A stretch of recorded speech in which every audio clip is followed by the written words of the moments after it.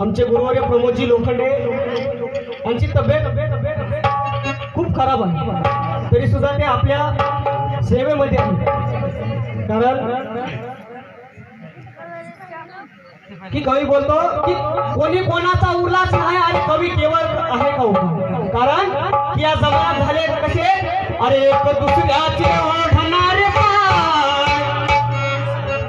एक दुसऱ्याचे ओढणारे पाय, अरे रथ भीमाचा हात दिला.